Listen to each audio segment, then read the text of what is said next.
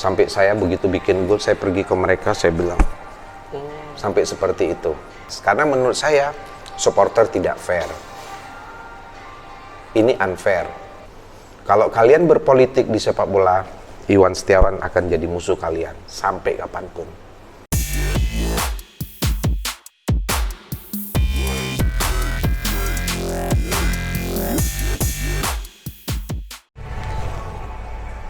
Hai, selamat datang kembali di channel ini. Bersama saya, Ihsan Maulana. Pada kesempatan ini, kita akan kembali berbincang-bincang tentang persepak bolaan di Indonesia. Nah, satu kesempatan berharga, di samping kita, wajahnya mungkin tidak asing lagi bagi publik pecinta sepak bola di tanah air. Beliau adalah Coach Iwan Setiawan, seorang pelatih yang dikenal dengan ragam prestasinya. Salah satunya di tangannya bibit-bibit muda itu menjadi pemain-pemain bintang. Selain soal prestasi disebut-sebut, sosok ini juga kerap oleh media disebut penuh kontroversi. Bahkan ada yang menyebutnya Jose Mourinho-nya Indonesia. Nah, untuk Coach Iwan, kita ucapkan selamat datang di channel ini. Ya. Coach, apa kabar? Alhamdulillah, baik Chan. Sehat? Alhamdulillah. Coach, bagaimana sih awal mulanya perjalanan karir seorang Iwan Setiawan itu, mulai dari pemain bola hingga kemudian melanjutkan karir kepelatihannya? Ya, alhamdulillah saya memulai debut main bola juga dari usia muda ya. Jujur aja, saya bisa sampai melanglang buana di sepak bola karena awalnya memperkuat Provinsi Nangro Aceh Darussalam itu tahun 84 ya. Alhamdulillah waktu itu kita melalui event Pekan Olahraga Pelajar atau POPSI ya, terus saya terpilih dari Aceh untuk masuk ke dalam pemusatan latihan nasional tahun 84. Terus 2 tahun di Diklat Medan saya terpilih mengikuti tim nasional U19 yang melakukan training center di Jerman tahun 86. Jadi dari tahun 84, 85 saya di Diklat Medan. Setelah itu saya dimasuk ke sekolah atlet Ragunan dan memperkuat tim nasional U16 dan U19. Karena kalau dulu itu bagus sekali ya, sistem pembinaan di Indonesia di mana Ragunan itu adalah best of the best-nya pemain-pemain usia muda yang ada di Indonesia. Jadi kita ada 6 diklat, siapa yang terbaik puncaknya adalah Ragunan. Nah, dan alhamdulillah saya terpilih di Ragunan. Sampai saya lulus Ragunan, saya bermain di Pelita Jaya. 1 tahun di Pelita Jaya ini juga agak kontroversi. Karena kalau boleh dibilang saya cepat masuknya Chan di tim nasional. 1 tahun di Pelita Jaya, jadi umur saya 19 tahun, saya udah memperkuat tim nasional senior. Ada yang menarik Chan. Kita tahu bagaimana tim nasional kita sekarang, bukan rahasia umum lagi, banyak yang menyebutkan bahwa pemain-pemain nasional kita curi umur. Tapi biar Ican tahu bahwa saya memperkuat tim nasional U19 sebagai pemain inti, umur saya masih 17 tahun. Dan alhamdulillah asli saya salah satu pemain yang tidak curi umur. Alhamdulillah ya. Jadi saya masuk di Ragunan, lulus dari Ragunan, saya 1 tahun di Pelita Jaya. Saya kepilih lagi tim nasional senior Merdeka Games Kuala Lumpur. Waktu itu banyak senior-senior yang bergabung di tim nasional itu, katakanlah Edi Harto, sekarang pelatih kiper di Persiraja. Ada Ricky Yakobi, Heri Kiswanto, termasuk Ruli Nere. Ya, satu kebanggaan saya yang anak muda bisa bermain sama mereka di tim nasional senior. Terus terakhir, saya tidak lama di tim nasional.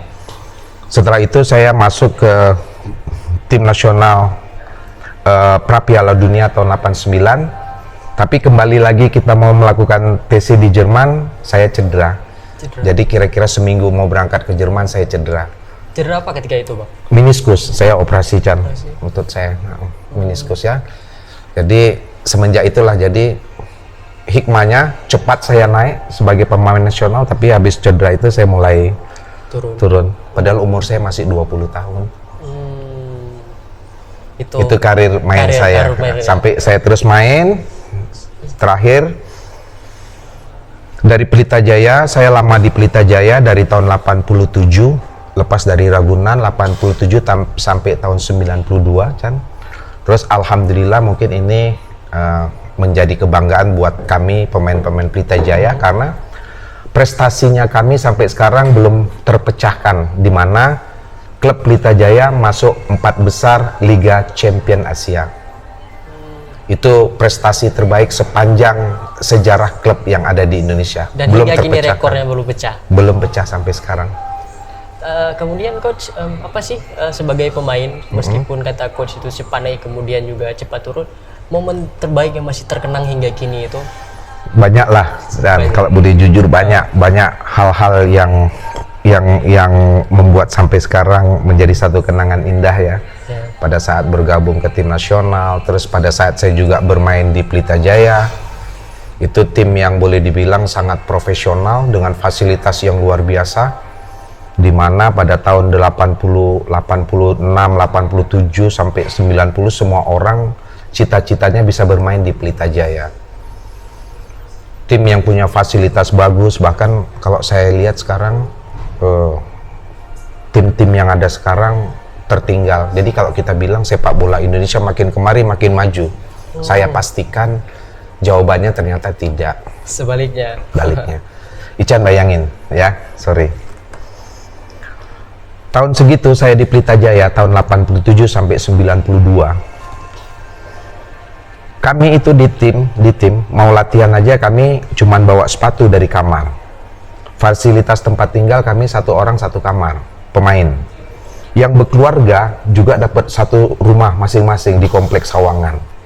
Ican bisa bayangin kalau misalnya pergi ke Sawangan, itulah kompleknya kami dulu. Base campnya kami. Yang berkeluarga juga di situ. Dan yang lajang juga satu orang sendiri sekamar. Kolam renang standar internasional. Kami punya fitness, punya ruang gym yang lengkap, fasilitas gym yang lengkap. Kami punya dokter yang stay 24 jam. Kami punya psikolog yang stay 24 jam bersama kami. Ican bisa bayangin kalau kami latihan profesional banget. Kami punya locker, kami masuk ke locker, semuanya ganti pakaian di locker, baru habis itu pergi ke lapangan. Nah, teman-teman, pendek kata boleh dibilang pencapaian Pelita di 4 besar ketika 4 besar Champion Asia. Champion Asia saat itu tidak didapatkan serta-merta, tapi juga ditopang oleh finansial yang bagus, kemudian tata kelola dan manajemen yang cukup kuat juga. Ya. Nah, barangkali di generasi milenial sekarang penasaran ini di tahun itu apa yang menyebabkan Pelita Jaya bisa sesolid itu sih, Bang? Ya, sebenarnya kami didukung oleh perusahaan hebat ya, Bakri Brothers, bahkan yang namanya Pak Abu Rizal Bakri, Nirwan Bakri, apalagi masa itu masih hidup almarhum Pak Ahmad Bakrinya, ya orang tua dari Abu Rizal Bakri. Itu setiap pertandingan kami pergi, Chan, ikut nonton. Kadang-kadang pakai pesawat pribadi itu hanya nonton pertandingan dan kembali.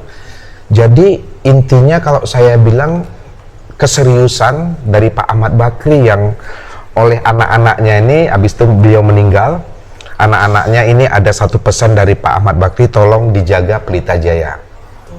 Jadi nasihat itu terus yang mereka pegang, terus mengelola kami PS Pelita Jaya dengan serius. Luar biasa, timnya sangat sehat. Mudah-mudahan apa yang pernah ada di masa lalu dengan segala profesionalismenya dapat diteruskan hingga kini ataupun di masa depan oleh banyak klub Indonesia, karena harapan kita sehatnya klub dan sehatnya kompetisi pada akhirnya berimplikasi pada prestasi yang baik juga untuk timnas. Nah, setelah Bang Iwan menjelaskan tentang karirnya sebagai pemain yang barangkali tidak terlalu banyak orang tahu atau banyak yang orang tahu, nah untuk milenial saya rasa masih belum banyak yang tahu. Nah, kemudian kita beranjak nih ke level berikutnya. bagaimana kemudian awal mula Bang Iwan memutuskan untuk terjun di dunia kepelatihan? Karena kabarnya Iya. Bang Iwan juga sudah lisen pro, kemudian juga punya CV yang cukup mentereng. Berkelanjutan dari profesi saya sebagai pemain, saya berhenti main juga relatif sangat muda. Tadi saya bilang saya cedera di Prapiala Dunia tahun 89. Terus karir saya sebagai pemain udah mulai menurun. Saya sadari itu. Masih bermain, saya dari Pelita Jaya pindah ke Arseto Solo tahun 2004, Liga Indonesia pertama. Ya, tapi saya orang yang rajin sekolah, Chan. Jadi saya masih bermain sebagai pemain, tapi setiap ada kursus kepelatihan saya ambil. Jadi dulu kita belum ada program AFC, masih S3, S2, S1, itu dari federasi tingkatannya. Dan alhamdulillah saya udah mengantongi sampai ke S2. Jadi saya sekolah terus, umur 27 tahun saya berhenti dari Arseto Solo, saya pindah ke Persija dalam kondisi yang memang karena cedera. Terus saya lanjutin terus karir kepelatihan saya. Dan alhamdulillah barangkali kalau ada catatan, Chan, di PSSI, saya itu barangkali pelatih termuda, pada saat itu pelatih termuda yang mengantongi lisensi A. Dan pelatih termuda yang menjadi head coach di Strata 1. Jadi umur 29 tahun saya sudah mengantongi A license dan saya sudah mengantongi sertifikat the coach dari KNVB Nederland. Ya. Itu tahun berapa, Bang? Tahun habis reformasi tahun 2000. Reformasi itu tahun 2008 ya. Terjadi reformasi 2008, kompetisi berhenti, terus dilanjutin 98 reformasi. Oh sorry, reformasi tahun 98 ya. Habis itu dilanjutin tahun 99 debut pertama saya di top level. Tahun 99, umur saya masih 29 tahun, tapi bukan karbitan, Chan. Yeah. Saya udah A license AFC, saya juga udah mengantongi the coach dari KNVB Nederland. Nah, coach, ini kan seiring perjalanannya waktu, coach melatih banyak klub, Persija, Borneo, Bonek, segala macam. Nah, kan orang-orang atau di media menyebut bahwa dikenal sebagai sosok kontroversi segala macam. Coach sendiri merasa nggak sih kontroversi? Ini pertanyaan Ican ini sebenarnya udah sering ditanyakan dari berbagai macam media, udah selalu menanyakan soal ini. Dan jawaban saya juga mudah-mudahan juga tidak berubah. Jadi akhirnya orang mengatakan ini kontroversi. Ya, orang mengatakan ini kontroversi. Padahal pada saat saya ditanyakan oleh teman-teman wartawan, media, menanyakan sesuatu tentang sepak bola, saya menjawab tanpa filter. Saya menjawab dengan segala kejujuran apa yang menurut saya memang itu benar, itu fakta. Ya, karena Ican juga tahu tadi saya sedikit kita ngomong soal berangkat reputasi saya sebagai pelatih. Alhamdulillah saya juga banyak belajar, saya mengikuti, saya update dari tahun 99 saya melatih. Alhamdulillah saya tetap eksis ya di liga level strata 2, strata 1 seperti itu. Terus pada saat saya memberikan statement dengan sudut pandang saya, akhirnya orang menganggap bahwa itu sesuatu yang kontroversi. Saya nggak ngerti apakah itu tidak cocok dengan kebudayaan di Indonesia. Tapi yang jelas buat saya sampai sekarang saya yakin apa yang saya sampaikan itu adalah memang menurut pendapat saya. Menurut pendapat saya. Walaupun saya juga sadar, Chan, apa yang saya lakukan itu sebenarnya tidak baik untuk dalam tanda politik. Politik di sepak bola, karena statement yang saya sampaikan kadang-kadang nanti bersentuhan dengan pihak-pihak yang lain. Ya, tapi saya pikir kalau misalnya kita mau maju, kita harus berani mengatakan yang benar. Yang benar. Ya kan? Karena saya yakin saya adalah orang yang belajar. Nah, Coach, apakah persoalan yang oleh orang anggap itu kontroversi, padahal coach sadar dan mengatakan bahwa itu saya akan mengatakan yang sejujurnya, apa yang saya rasa itu bisa saya pertanggungjawabkan. Apakah ini soal idealisme yang dipegang oleh seorang Irwan Setiawan sendiri? Satu yang saya yakini bahwa tuntutan dari seorang pelatih yang hebat harus memiliki integritas dan idealisme. Saya yakin sekali dengan itu, walaupun terkadang saya juga sadar dengan kondisi sepak bola Indonesia yang seperti sekarang, saya memang terombang-ambing. Ya, tapi saya berpikir masih banyak orang yang jujur, masih banyak tim yang jujur yang menginginkan insya Allah mau saya sebagai coach di timnya. Jadi saya berpikir tidak semua seperti itu. Pasti ada jalan lah Pasti. Jadi kalau Ican bercerita tentang integritas dan idealisme, insya Allah itulah yang menjadi kebanggaan saya sekarang. Karena kalau Anda jadi pelatih hebat dengan knowledge yang hebat, tapi kalau tidak punya integritas, Chan, menurut saya semuanya nothing. Coach, kan tentang kontroversi, tentang ini dan tentang itu. Kemudian kita juga tahu misalnya coach sering berhadapan dengan supporter yang kadang ekspektasinya terlalu tinggi, tidak sabaran. Bagaimana coach Irwan Setiawan melihat fenomena supporter kita? Saya kemarin ada salah satu teman YouTuber juga menanyakan hal yang sama. Saya bilang, saya balikin. Saya menyadari banget risiko sebagai pelatih. Ya. Pada saat kita gagal, pasti kita berhadapan dengan supporter. Pada saat kita gagal, ya Chan. Tapi Ican boleh lihat prestasi saya. Kita urai satu-satu, ya. Ribut saya dengan supporter diawali dengan Jackmania pada saat saya pegang Persija. Sekarang saya buka, ini data, karena saya berpikir kalau kita bicara data nomor satu. Nomor satu. Saya pegang Persija dengan kondisi pemain-pemain muda, ya. Hanya tersisa Bambang Pamungkas, Ismet Sofyan, yang pemain senior yang ada di Persija. Selebihnya saya bekerja dengan pemain-pemain muda.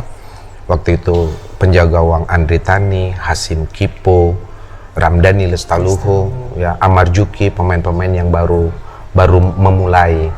Karena catatan dia tahun sebelumnya macam Andri Tani, minute play-nya hanya 0 menit. Ican bisa bayangin 0 menit tahun sebelumnya. Berarti anak ini kan tidak pernah bermain sepanjang musim. Ramdhani Lestaluhu hanya main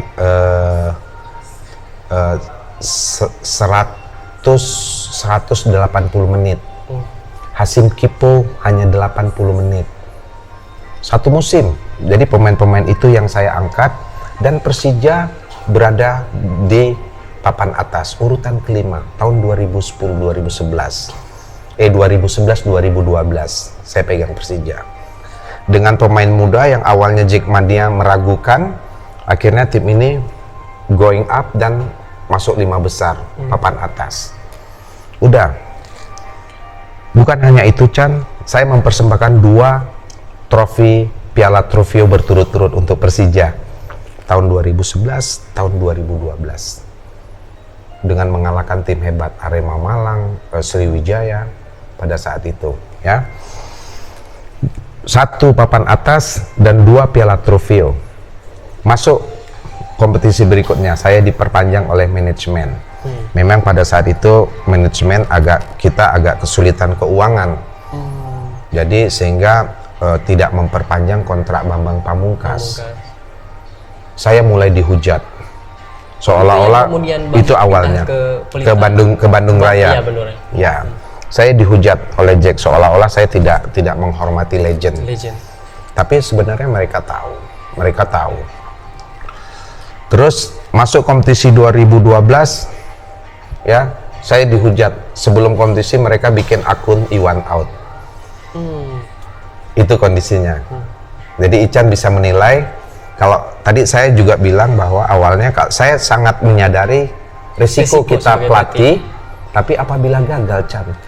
Sekarang bagaimana dengan Persija yang saya pegang? Abis itu mereka bikin akun Iwan out. Setiap pertandingan besar Iwan out. Sampai saya begitu bikin gol, saya pergi ke mereka, saya bilang sampai seperti itu. Karena idealisme tadi, Chan, idealisme, integritas. Karena menurut saya supporter tidak fair. Ini unfair. Mungkin Ican juga setuju ini unfair. Saya bawa anak-anak muda ke papan atas, 2 piala trofeo, baru masih di awal kompetisi orang mereka bikin akun Iwan out. Pada saat pertandingan mereka teriak Iwan out. Karena alasan karena saya tidak mengakomodir legend mereka Bambang Pamungkas. Padahal mereka tahu kondisinya pada saat itu bukan karena saya, tapi memang manajemen yang tidak sepakat, tidak ketemu dalam hal deal masalah kontrak. Cuma itu. Nah, Persija, iya kan? Persebaya. Ican tahu Persebaya, anak-anak muda yang saya angkat, siapa yang kenal Irfan Jaya, siapa yang kenal Mizwar, anak dari Aceh, Andri, saya bawa, siapa yang kenal Hidayat yang sekarang masih jadi andalan Persija. Semua anak-anak muda yang saya bawa main ke Persebaya. Tim ini, Chan, baru juara turnamen pramusim, juara Piala Dirgantara kami di Jogja. Tim itu pulang dari Piala Dirgantara, kita masuk kompetisi. Pertandingan pertama kita draw, saya udah dihujat Iwan out. Fair? Harusnya ya udah. Jadi kalian yang menilai. Jadi yang kontroversi itu siapa? Nah, siapa yang berpolitik? Makanya saya sampaikan sama mereka, sama bonek, saya sampaikan, saya bilang, kalau kalian berpolitik di sepak bola, Iwan Setiawan akan jadi musuh kalian sampai kapanpun.